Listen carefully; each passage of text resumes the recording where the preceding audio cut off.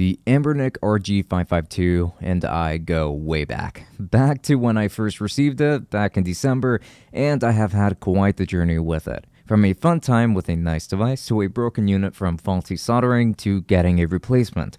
I've been meddling with this device to get the most out of it, and man, this video is going to be quite the long one because I want to give you all a proper review. Let everything loose. So welcome to my review of the Anbernic RG552. Let's dive right in.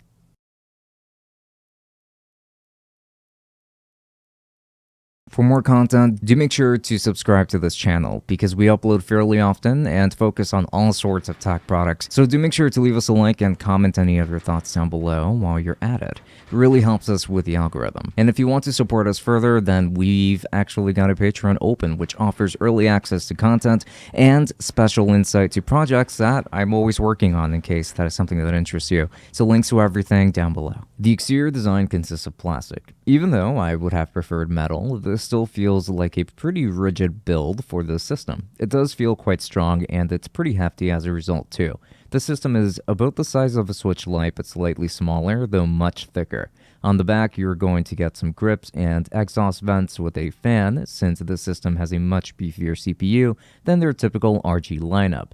Now the power button and volume rocker, however, feel very flimsy and cheap, and I've actually broken one of these before, but more on that later. Either way, in terms of the hardware, Anbernic did a pretty good job, but not entirely since they have cheaper systems with more stable buttons. And speaking of the buttons, this device features your usual layout for the front with dual analog sticks that are clickable. The key layout resembles Nintendo's with the order, and the D-pad is still one of the best ones in the business. It's got a good amount of resistance without being too tough to press. The shoulder buttons on top are very clicky, and I actually really like how they feel. But many people do dislike the orientation, which I can understand why, but I personally don't mind it for the games that I play at least. You will also find another air vent, 2 USB ports, one for data and the other for charging, a mini HDMI port, and a headphone jack. On the bottom, you're going to find 2 micro SD card slots and a reset button as well as an F button. On the right, there's a sleep wake button, and on the left, there's a volume rocker. So I personally do wish that there were more navigation buttons on this system, like how we have seen on the Retro Pocket 2 and 2 Plus, to make navigation on Android a little bit easier, since I always have to swipe up to get the Android keys, and it requires multiple swipes at times. But I do like the buttons here, for the exception of the ones on the side. This device features a 5.36-inch 1920 by 1152 touch-enabled IPS display that looks fantastic. This is a beautiful high-resolution panel that will stand the test of time thanks to just how great it is. Touch responsiveness is also fair enough, especially when navigating Android, so I'm happy to see that. This is a 5:3 aspect ratio that, while it can fit just about anything very well, it doesn't necessarily excel in any particular aspect ratio, especially since nothing really truly plays at 5:3. Unless you, of course, stretch it like that. But it's very close to 16:9, so I have zero complaints about the screen, since it does, for me, everything that it needs to do. I'm pretty happy with the screen. So I was under the impression that these had dual firing speakers, since I noticed 2 speaker grills on the bottom, and I remember them being stereo, but only one of the speakers appears to be operating, which makes this device sound rather quiet. I could be wrong, and it could just be an issue with my particular unit. In fact, I'm pretty sure that that's the case. If so, then this is either how it arrived or it had this issue shortly after, because I haven't had this unit for even a month yet technically. But either way, have a listen. Now's a good time for me to explain about attack properties, which are important to consider during battle. Do you want to know more? The enemies you're facing have a weakness that you can exploit. Why don't you give it a try? This device features an RK3399 CPU, a Mali T86 MP4 GPU, 4GB of RAM, and 64GB of built-in storage with a 6400 mAh battery. This is definitely a more powerful system that should be able to handle considerably more than what we have seen from their previous RG line. Also, this device runs on Android 7.1.2, which will be very important moving forward. It already comes with the ATV launcher installed, and at first it didn't come with the Play Store installed either, but now it's been shipping with it, or at least my replacement did. And now we can finally start talking about performance, and there is a lot of great to say, but there are some things to note moving forward. But we will cross that bridge when we get there, of course. So let's begin with Psp Emulation on the PPSSPP backend. So needless to say, I can pretty much play just about any Psp game, whether it is an action title or a turn-based game with less movement in it, at least 2x resolution. But most of them will still run pretty well at 3x resolution. For example, Persona 3 Portable ran beautifully at 3x resolution without any stutters to speak of, and that's very impressive, even if Persona 3 Portable is not that demanding. The situation was pretty similar with Kingdom Hearts Birth by Sleep, where I ran it at 3x resolution with great results. I was very happy with the performance in Psp titles, especially for the ones that I actually care about, since even Kingdom Hearts just looks very sharp and absolutely beautiful on this device. But that won't be the case for every single Psp game, because something like God of War, Ghost of Sparta will run at 1x resolution, which looks pretty muddy on this big screen, and performance is disappointing regardless, considering that this game was what was marketed as being playable. And even then, it barely runs, considering how much stuttering there is in this game. As long as you don't want to play God of War, I suppose that you will be fine, and if anything, will really love the Psp performance and experience on this device. But I have a tough time getting over the God of War performance. PlayStation 1 is a total walk in the park for this system, on the other hand. I tested out something like Mortal Kombat 4 and got stellar performance with the game running incredibly well. Something that is turn-based, more so, like Final Fantasy Tactics, will also look fantastic and play very, very well. These are both games that I hold dearly, and it's great to see them run as they do. But it's also not very surprising either, since the RG351MP runs PS1 so well as it is. It makes perfect sense that the RG552 can run it this well too. So performance in Dreamcast with the Redream emulator is absolutely lovely. I did not come across a single Dreamcast game with poor performance here, and that's thanks to the hardware, but also because of the fact that we have Android, so we can use this emulator. But I should give some credit to Redream. It's also just a great emulator. This is great news if you wanted a good device for Dreamcast, because Redream is very good. I tested out Sonic Adventure 2, the same game everyone else tests. I know, but I do enjoy this game quite a bit. Zero stutters or performance issues that I can report on my end, so I'm very happy recommending this device for Dreamcast. Performance with Nintendo 64 was very similar, if not even better. It's very solid, and games like Ocarina of Time ran absolutely wonderfully here, with no performance hiccups to speak of. I would argue that this device is one that is meant to offer near perfect performance in the emulators or systems that their cheaper RG products have been capable of emulating, but not really to this degree, because every system that an RG351MP can run or emulate, this one does it way better, but it's not particularly ideal for other systems that haven't been previously supported, such as PlayStation 2 and Gamecube, but we will get there very soon, since I do plan on offering my 2 cents regarding those systems.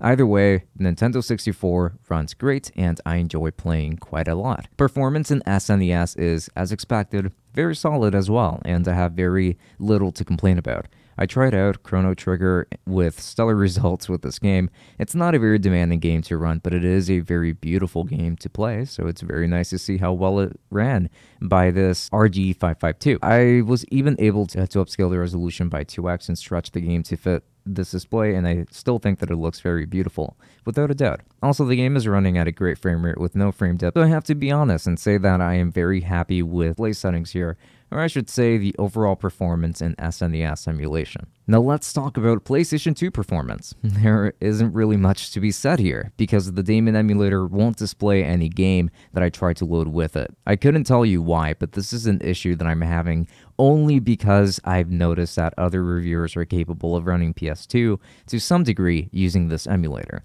However, I can say that this is why I wish we had a more decent version of Android, so that I could run the Aether X2 emulator instead, which is known for being much more reliable. I even paid for the premium version of the Daemon emulator, and it's not working beyond just playing the game audio. There is no display. Also, this stupid emulator requires an internet connection to either display ads to you if you're playing the free version, or to authenticate your license if you paid, meaning that you can't play this outside, which is fucking ridiculous.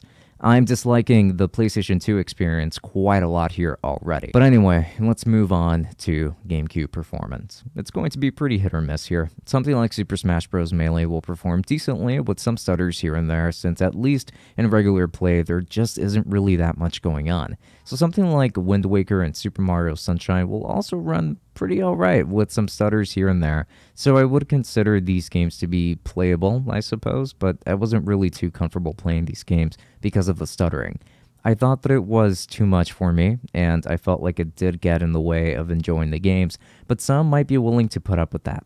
But something like Shadow the Hedgehog will perform pretty poorly, and even the Sonic Adventure 2 port will run pretty grossly here, with a lot of visual glitches and other errors, and something like Twilight Princess is absolutely unplayable. I would not get the system for GameCube at all because of this, because the game that you may want to play may or may not be playable, or might require a lot of setup to get alright performance out of whatever game you're looking to play. You can also do game streaming on this device with most streaming services. For example, I tested out Google Stadia and had pretty decent performance in Final Fantasy 15. It's also because Stadia is a very solid service with a lot going for it, and it runs quite well, even on a 2.4 gigahertz network, but that is still something that should have been improved. I think that we should have gotten 5 gigahertz support here in order to get the best performance possible. Most devices like this one normally have 5G support, so it's disappointing that this one has been held back to this degree.